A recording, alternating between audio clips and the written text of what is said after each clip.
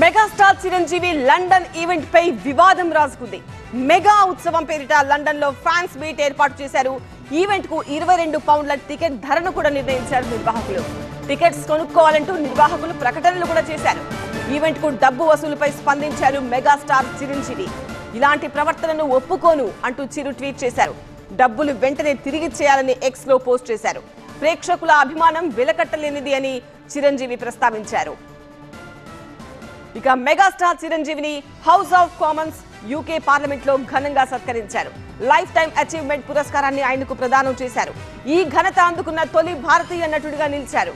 ఈ ఆనందం గురించి చెప్పేందుకు మాటలు సరిపోవంటూ తన ప్రయాణంలో భాగమైన కుటుంబ సభ్యులు, అభిమానులు, స్నేహితులు, శ్రేయోభిలాషులకు కృతజ్ఞతలు తెలిపారు చిరంజీవి. బ్రిడ్జ్ ఇండియా సంస్థ జీవిత సాఫల్య పురస్కారం అందుకోవడం సంతోషంగా ఉందన్నారు. అయితే విదేశాల్లో టికెట్ల దందాకు తెరలేపిన కొందరి అత్యుత్సాహం చూసి చిరంజీవి ఆవేదన వ్యక్తం చేశారు. ఇలాంటి పనులు చేయొద్దంటూ హెచ్చరించారు. ఇన్నాళ్ళు యునైటెడ్ స్టేట్స్ లో కనిపించిన ఈ సంస్కృతి ఇప్పుడు లండన్ కు పాకింది. అభిమానాన్ని క్యాష్ చేసుకుంటున్న కొందరిపై విమర్శలు వస్తున్నాయి. ఒక్కో టికెట్ పై దాదాపు 2500 రూపాయలు వసూలు చేశారు నిర్వాహకులు. అయితే ఈ ఈవెంట్ కు టికెట్స్ కొన్న వారి డబ్బులు వెంటనే తిరిగి చేయాలని చిరంజీవి ట్వీట్ చేయడంతో వారు వెనక్కి తగ్గినట్టు తెలుస్తోంది.